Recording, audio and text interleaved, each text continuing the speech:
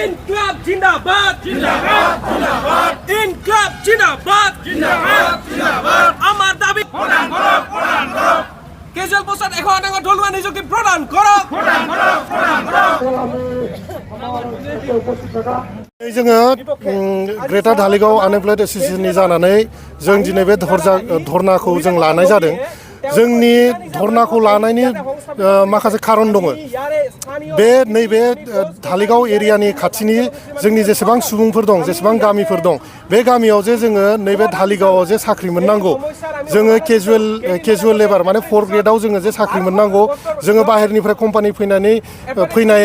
कम्पानिफोराव जे जोङो जोंनि बे सेंग्रा सिख्लाफोरा बाहाय साख्रि मोननांगौ नैबेफोरखौ लानानै जोङो धरनाखौ होनाय जादों दिनै नुनो मोनो जे बाहेरनिफ्राय कन्ट्रेक्टर्सफोर बाहेरनिफ्राय कम्पानिफोर फैयो बिसोर गावनि जायगानिफ्राय लेबार लाबोयो सुबुंफोर लाबोयो ओमफ्राय बेनि जाहोनाव जोंनि बेनि लकेल सुबुंफोरा लकेल सेंग्रा सिख्लाफोरा बाहाय साख्रि मोना बेनि थाखाय बिथांमोना बाहेरायाव थांनो गोनां जायो दिनै दिल्ली बेंगलराव थांनो गोनां जायो दा बेनिखायनो जोङो बे जोंनि जायगायावनो आइअसिएलआवनो जोंनि सेंग्रा सिख्लाफोरा जे साख्रि मोननांगौ दिनै हाजार क्ररनि गोदान प्रजेक्ट फैगासिनो दं बे प्रजेक्टआव जोंनि सेंग्रा सिख्लाया जे साख्रि मोननांगौ बेखौ लानानै जों दाबि होदों आरो लोगोसे जों नुनो मोनो जे CSR फान्डफोरा मोजाङै प्रपार इउटिलाइजेसन जाया दिनै गामि ओनसोलाव नों जुदि खाथि खाला ओनसोलाव जुदि नों थांदो नाय दिनैसिमबो जोङो CSR फान्डखौ मोजाङै इउटिलाइजेसन जानायखौ जों नुवाखै दा बेफोर फान्डफोरा मोजाङै इउटिलाइजेसन जानांगौ जों मिथिगौ जे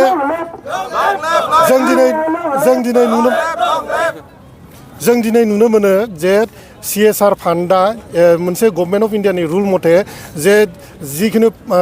प्राइभेट सेक्टर पाब्लिक सेक्टर जिखिनि बिसोरनिया 5 क्ररनि उनाव गोजौआव जुदि टार्नओभार जायोबा बिथांमोना प्रफिटनि 2% बिथांमोना CSR फान्डआव बाहायनांगौ रायजोनि डेभेलपमेन्टनि उन्नतिनि थाखाय किन्तु जोङो CSR फान्डखौ जोंनि जायगायाव बाहायालाबासिनो गुबुन जायगायावसो बाहायगासिनो दं किन्तु जोंनिया फार्स्ट जोंनि खाथि खालानि एफेक्टेड एरियासफोरासो डेभेलप जानांगौ बेनि उनावसो बाहेरायाव बिथांमोना खामानिफोरखौ मावग्रोनांगौ दा बे दाबिखौ लानानै जोङो दिनै आन्दलन खालामनाय जादों बेजों लोगोसे जोंनि खाथि खालानि सेंग्रा सिख्लाफोरखौ जोङो स्किल ट्रेनिं होनांगौ जोङो स्किल हिउमेन रिसोर्स बानायनांगौ दा बिनि थाखाय आइअसिएलआ बारे जोंखौ अबजेक्सन होबाय थायो जे नोंथांमोना बेनि लकेल सेंग्रा सिख्लानाव स्किल गैया बिनि सेंग्रा सिख्लानाव गोहो गैया मावनो थाखाय जाखिनि नांगौ बिथांमोना मावनो हाया बेनिखायनो जों बाहेरनिफ्राय लाबोनो गोनां जायो होननानै कम्पानिसफोर बा आइअसिएलनि मानसिफोरा माखासे अबजेक्सन होबाय थायो बे खोथाखौनो लानानै जों दिनै बुंनो सानो जोंनि ग्रेटार धालिगाव आनएमप्लयड एसोसिएशननिफ्राय जे दिनै आइअसिएल बिथांमोना जोंखौ नैबे इनफ्रास्ट्राक्चारखौ बानायनानै होथारनांगौ स्किल डेभेलपमेन्टखौ डेभेलपमेन्ट खालामनायनि थाखाय जोंनो माखासे अनुस्थानफोरखौ बानायना होनांगौ जोंनि बे दाबि जोंखौ स्किल 2-3 मास जोंखौ ट्रेनिं हो बिनि उनाव नोंसोर जोंखौ साख्रियाव लानो हाया जोंखौ इन्टारभिउ ला बिनि उनाव जोंखौ नोंसोर थिसन जोंखौ डाइरेक्टलि ओरैनो अबजेक्सन खालामनानै जोंखौ रिजेक्ट दा खालाम बेनि थाखायनो दिनै जे बे धरनाखौ लानाय जादों ओमफ्राय जों दाबि जों माखासे जेंनाफोरखौ जोङो आनएमप्लयडनि जेंनाफोरखौ जों सुस्रांनो थाखाय जोङो आखायाव लादों जों बे संगठना फैगौ दिनफोराव जों हाबाफारि मावलांगोन बेनि लोगोसे आरो आं माखासे दाबिखौ नोंथांमोनखौ बुंनो सानो जे मेडिकेल फेसिलिटिस बेनिफ्राय जा पलिउसन जायो दिनै नों थुनिया दैमाया जा पलिउसन जायो ओमफ्राय नैबे एयार पलिउसन जिखिनि जायो नंगौ 100% पलिउसनखौ बिथांमोना चेक खालामनो हाया हमथानो हाया किन्तु बेनि थाखाय जा एफेक्टेड जायो बेनि थाखायथ' मेडिकेलि जोङो अनेक मानसियानो बेमार आजार जायो दा बेमार आजार जानायनि थाखाय बिथांमोना जोंखौ मेडिकेल फेसिलिटिस माखासे बानायना होनांगौ जोंनि खाथि खाला ओनसोलाव एम्बुलेन्सबो होनांगौ बिथांमोना जोंखौ अबेबा प्राइभेट हस्पिटाल बा सरकारि हस्पिटालाव टाइ आप खालामना होनांगौ जोंनो कनसेसन होनांगौ डिसकाउन्ट होनांगौ माखासे रगफोराव नैबे एरियायाव बे जाबाय आरो लोगोसे आं नोंथांमोनखौ बुंनो सानो नोंथांमोननि थ्रुयै जोंनि आइअसिएलनि बिथांमोनखौ बुंनो सानो जे नोंथांमोनाथ' खेला गेलेयो नोंथांमोननि जेरै जोंना पाब्लिक सेक्टरना मोनसे टिम दं स्पर्ट्सनि टिम दं जेरै भलिबल टिम दं फुटबल टिम दं अलिम्पिकनि माखासे जा गेम्स दं बेफोरनि नोंथांमोना टिम दं नोंथांमोना अल ओभार इन्डियायाव नोंथांमोना रिप्रेजेन्ट खालामो थिग बिदिनो नैबे खाथि खाला ओनसोलावबोथ' जोंनि सेंग्रा सिख्लाया खेला गेलेनो थाखाय गोहोथ' दंना दिनै जोङो दिनैसिमबो उन्दैनिफ्राय गेदेर जाबाय दिनैसिमबो स्पर्ट्स इनफ्रास्ट्राक्चारनि सायाव नोंथांमोना दिनैबो खामानि मावाखै खामानि मावनायखौ जों नुवाखै स्पर्ट्स इनफ्रास्ट्राक्चारखौ नोंथांमोना थाबैनो डेभेलप खालामनांगौ जोंनि बे ओनसोलनि सेंग्रा सिख्लाफोरा गेलेनाय मुवा बेसादखौ मोनजोबनांगौ मोननानै जोङो नैबे खेला दुलानिफ्राय नोंथां IOCL मोनजों जड़ित जानानै जे भारतखौ रिप्रेजेन्ट खालामनो हायो बा जोंनि आसाम स्टेटखौ रिप्रेजेन्ट खालामो नोंथांमोननि अर्गानाइजेसनखौ रिप्रेजेन्ट खालामनो हायो आरो गावबा गावनि केरियार बानायनो हायो नैबे बेबस्थाखौ थाबैनो IOCLआ बानायनो होनांगौ जों दाखालि बावैसो जों मिथिदों जे माबायाव शिलंआव जा गेम्स जादोंमोन नेशनेल गेम्स बाहाय जोंनि नैबे धालिगाव ओनसोलनिफ्राय उसु गेम्सआवबो बिथांमोना मेडेल मोननाय दं नाथाय बिथांमोना जों गथ'फोरखौ जोङो रायज्लायदोंमोन बिथांमोना मोजां इनफ्रास्ट्राक्चार मोजां हेल्प मोनैनि थाखाय बिथांमोना जे आरो मोजां माने मेडेल मोनबावनो हागौमोन बिथांमोना माने बेखौ जोंखौ बुंदों आरो दा बेनिखायनो बेफोर जेंनाखौ जों नुनानै ग्रेटार धालिगाव आनएमप्लयड एस'सिएशना दिनै धर्नाखौ लानाय जादों 3 घन्टा धर्ना दिनै लानाय जादों ओमफ्राय गासिबो बे ओनसोलनि हाजार मानसिफोर जों नोंथांमोना नायनो हागोन हाजार मानसि जोंखौ सापर्ट खालामनानै ओंखारबोदों जोंनि बे जायगायाव एमप्लयमेन्ट मोननांगौ मेडिकेल फेसिलिटिस मोननांगौ इनफ्रास्ट्राक्चार CSR फान्डा डेभेलपमेन्ट जानांगौ जोंनिया स्पर्ट्स इनफ्रास्ट्राक्चारा डेभेलपमेन्ट जानांगौ गासिबो बिथिङाव जोङो खामानि मावनो थाखाय माखासे जोङो हाबाफारि लादों नोंथांमोना जोंनि पोस्टारफोराव नुगोन जों मा दाबि लानानै जोङो बे हाबाफारिखौ मावनाय जादों आरो डेमनस्ट्रेसन नोंथांमोना जुदि नोंथांनि दाबिखौ जुदि मावफुङाब्ला नोंथांमोना फैबाय थानाय समाव मा राहा लागोन जों राहा लानाया मोनसेल' जिहेतु जोङो गणतान्त्रिक देश जोङो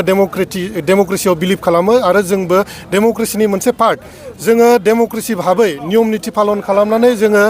फैगौ दिनफोराव माबोरै जोङो गणतान्त्रिक आन्दलनखौ तीव्र भाबै जों लांनो हायो बेनि सायावनो जों खामानि मावनाय जागोन आरो जेब्लासिमबो जोंनि दाबिया मानिजाया गनायजाया जोङो आन्दलनखौ जोङो स्टप खालामनाय जानाय नङा जों मावलांबाय थागोन जोंनि आन्दलनखौ खालामलांबाय थागोन बेनोसै ৰিফাইনাৰী দাঁতিকাষৰীয়া অঞ্চলৰ মানুহ যুৱ সমাজ স্বতঃস্ফূৰ্তভাৱে ওলাই আহিছে এই সংগঠন এই অঞ্চলৰ যুৱ সমাজে স্বতঃস্ফূৰ্তভাৱে জন্ম দিয়া সংগঠন আৰু এই সংগঠনৰ নেতৃত্বত আমি অনাগত দিনত বহিৰাগতৰ যি দপদপনি ইয়াতে কেজুৱেল বেষ্টত আমি 100% থলুৱা নিযুক্তি বিচাৰিছোঁ ইয়াতে স্থানীয় পলিটেকনিক হওক সায়েন্স কলেজ হওক আমাৰ বঙাইগাঁও মহাবিদ্যালয় হওক ITI হওক বিভিন্ন শিক্ষিত নিবনুৱা যুৱক যুৱতীক আমাৰ ইয়াতে কেজুৱেল বেষ্টত 100% থলুৱা নিযুক্তি প্ৰদান কৰিব লাগে IOCL হোৱাৰ পিছৰে পৰা আমি দেখি আহিছোঁ বহিৰাগত যি এক লবিৰ সৃষ্টি হৈছে ইয়াতে এমপ্লয়ৰ পৰা আৰম্ভ কৰি অফিচাৰৰ পৰা আৰম্ভ কৰি তেওঁলোকে যি লবি সৃষ্টি কৰিছে আৰু তেওঁলোকে নিজাকে এটা ভিতৰত চাকৰিৰ বজাৰ খুলি লৈছে আমি অনাগত দিনত বৃহত্তৰ নিবনুৱা ঢালিগাঁও সন্থাৰ উদ্যোগত আমি গণ আন্দোলন কৰি তুলিম আৰু আমি বিচাৰোঁ অনতিপলমে মেনেজমেণ্ট কৰ্তৃপক্ষ আমাৰ লগত আলোচনাত বহিব লাগে নহ'লে ইয়াৰ পিছত আৰু অধিক গুৰুত্বপূৰ্ণ আন্দোলন আমি ঘোষণা কৰিম আমি জংগী আন্দোলন ঘোষণা কৰিম ইয়াতে যদি মেনেজমেণ্টে আমাক অনতিপলমে সমাধানৰ পথ উলিয়াই নিদিয়ে আমি ধাৰাবাহিকভাৱে আন্দোলন ঘোষণা কৰিম বৃহত্তৰ ঢালিগাঁও নিবনুৱা সন্থাৰ উদ্যোগত আজি দেখিছে স্বতঃস্ফূৰ্তভাৱে ৰাইজ ওলাই আহিছে আপোনাৰ মূল দাবী আমি ইয়াতে মূল দাবী বুলি একো নাই ইয়াতে আমি বিভিন্ন ধৰণৰ বিভিন্ন অঞ্চলৰ সমস্যা লৈ আগবাঢ়ি আহিছোঁ ইয়াতে আজি যুৱ সমাজে আগবাঢ়ি আহিছে আজি আপোনালোকে দেখিছে ইয়াতে আপোনাৰ অফিচাৰ বা এমপ্লয়ীসকলে তেওঁলোকে নিজা একোখন চাকৰিৰ বজাৰ খুলি দিছে তেওঁলোকে ইয়াতে চাকৰিহে কৰিব আহিছে তেওঁলোকে ইয়াৰে স্থানীয় মানুহ নহয় তেওঁলোকে চাকৰি কৰিব আহিছে তেওঁলোকে কোনোবা যোৰহাট শিৱসাগৰ কোনোবা এটা অঞ্চলৰ পৰা আহি ইয়াতে তেওঁলোকে চাকৰি কৰক আমাৰ কোনো বাধা নাই তেওঁলোকে নিজৰ যোগ্যতাৰ বলত চাকৰি পাইছে কিন্তু তেওঁলোকে তেওঁলোকৰ কোনোবা সতি সন্ততিক তেওঁলোকৰ ভাগি বংশক ইয়াতে আনি চাকৰি প্ৰদান কৰিব আমি স্থানীয় ইয়াতে কছাৰী বিভিন্ন জাতি জনগোষ্ঠীৰ মানুহ আমি বাধা আৰোপ কৰিম আৰু অনাগত দিনত তেওঁলোকে বিভিন্ন ধৰণৰ বাধাৰ সন্মুখীন হ'ব যদি অনতিপলমে সমাধানৰ পথ উলিয়াই নিদিয়ে আমাক তাৰপিছত আমি CSR ফাণ্ডৰ আমি BRP IOC কৰ্তৃপক্ষক আমি জনাব খোজোঁ এই বৃহত্তৰ অঞ্চলত বিভিন্ন সমস্যাৰে ভাৰাক্ৰান্ত আমি CSR ফাণ্ডৰ সঠিক ব্যৱহাৰ হোৱাটো বিচাৰোঁ ঠিক তেনেদৰে এপ্ৰেণ্টিছৰ ক্ষেত্ৰত কিছুদিন আগতে ইয়াতে এপ্ৰেণ্টিছত বিভিন্ন ধৰণৰ নিযুক্তি প্ৰদান কৰিলে তেওঁলোকে ট্ৰেইনিঙৰ যি ব্যৱস্থা আমি বিচাৰোঁ আমাৰ ইয়াতে শিক্ষিত যুৱক যুৱতী এপ্ৰেণ্টিছৰ ক্ষেত্ৰত অগ্ৰাধিকাৰ দিব লাগে আৰু কিবা এটা ৰিজাৰ্ভেশ্যনৰ সৃষ্টি কৰিব লাগে এতিয়া মানে আপুনি এতিয়াতো আজি যিখিনি দাবী কৰিছে এই দাবীটো নামানিলে পিছত কি কৰিব আমি ধাৰাবাহিকভাৱে আজি আমাৰ এই ধৰ্মঘটৰ পিছত আমি সিদ্ধান্তত উপনীত হ'ম তেওঁলোকৰ পৰা যিটো সঁহাৰি পাম আমি পৰৱৰ্তী সময়ত আমাৰ এই বৃহত্তৰ অঞ্চলৰ ৰাইজৰ লগত আমি আলোচনাৰ পিছত আমি যদি আমাৰ একো সুফল নাপাওঁ আমি ধাৰাবাহিকভাৱে আন্দোলনৰ আমি ঘোষণা কৰিম